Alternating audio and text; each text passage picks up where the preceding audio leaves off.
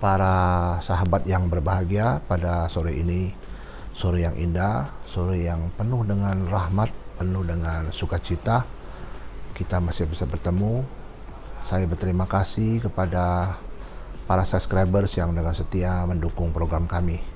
Hari ini, sore ini, saya akan berbicara masalah yang mungkin ini bisa menambah wawasan kita semua tentang potret dari penegakan hukum yang ada di negeri kita ini, ya. Jadi begini, mengenai penegakan hukum itu, kalau khususnya di pidana itu ada diatur dalam namanya itu hukum acara pidana, ya, proses reh, ya. Proses reh ini diatur dalam Undang-Undang Nomor 8 Tahun 81 tentang hukum acara pidana. Nah, di dalam penegakan hukum pidana ini sering ketemu di dalam hari-hari, ya, khususnya yang saya memiliki pengalaman banyak mengenai keluhan-keluhan orang ataupun para pencari keadilan ini. Mereka datang dengan saya dan mereka berkeluh kesah, sehingga menurut saya ini mesti perlu ada satu pembaruan ataupun perubahan yang mendasar. Fundamental normnya harus berubah.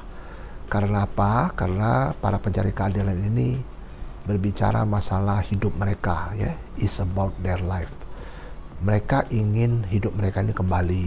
Mereka mencari keadilan, mereka mencari manfaat, mereka mencari kepastian hukum. Ini yang sering terjadi. Mereka itu sampai menangis, mengeluarkan air mata di depan saya, berkeluh kesah. Ada kadang satu proses penyelidikan, dan penyidikan itu bisa bertahun-tahun tidak selesai. Bahkan penyelidikan pun bisa sampai 2 tahun lebih, 3 tahun, bahkan tidak selesai dan tidak tahu juntrungannya. Ini fenomena yang menurut saya harus perlu diperbaiki kalau nantinya tidak mau disebut negara yang gagal dalam penegakan hukum. Jadi begini, dalam hukum itu berbicara banyak hal. Apa gunanya hukum ini? Hukum ini kan 3 tujuannya. Pertama, manfaat. Kedua, kepastian. Ketiga, keadilan. Ketiga hal ini adalah satu kesatuan yang harus dituju atau harus dicapai oleh para pencari keadilan, ya. Nah, para penegak hukum ini satu tempo berada di ruang hampa. Maksud saya begini, di ruang hampa itu ada 3 hal. Kalau saya ilustrasikan secara gampang, ada satu pesawat, ya, yang akan terbang, ya, ada 3 orang yang bisa dipastikan untuk menerbangkan ini. Yang pertama adalah orang yang mempunyai izin untuk terbang, ya, tapi dia tidak mau melakukan itu. Yang kedua, orang yang bisa menerbangkan pesawat tapi tidak berizin, artinya tidak memiliki lisensi untuk terbang. Yang ketiga adalah orang yang bisa terbang secara ugal-ugalan, dia tidak mengerti kapan itu pesawat itu berhenti, kapan itu engine dihidupkan, kapan itu bermanuver, dia tidak mengerti itu. Nah, jadi ada 3 yang perlu saya sampaikan. Nah, di dalam menerbangkan pesawat ini, ya, sudah pastinya orang tidak bisa memastikan apakah pesawat ini dengan mulus bisa landing, bisa hard landing, bisa soft landing. Dia tidak bisa memastikan itu. Apalagi di udara ada turbulence, ya, turbulensi, sehingga menimbulkan goncangan-goncangan. Dalam penegakan hukum juga seperti itu.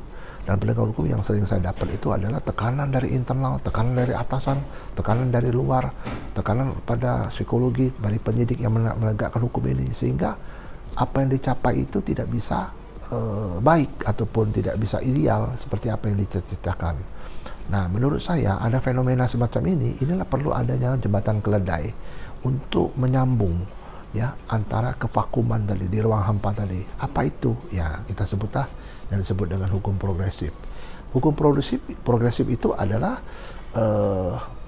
bentuk dari wujud produk yang diperkenalkan dan tadi diintrodusir oleh Profesor Sachito Raharjo almarhum kepada kita semua, bahwa hukum progresif itu nampaknya melihat hukum yang rigid yang tidak berkembang itu harus dijembatani. Kalau tidak, hukum itu sendiri tidak akan berkembang dan hukum itu akan menjadi satu fenomena yang disebut dengan normatif yuridis yang kaku gitu loh. Jadi kalau saya bilang seperti itu, boleh dikatakan penegakan hukum itu tidak akan berhasil. Negara ini akan hancur dengan hanya berpikir normatif yuridis, ya. Masa misalnya contoh ini yang paling konkret itu, misalnya orang mencuri lah yang paling gampang tuh. Mencuri ayam dengan mencuri berlian.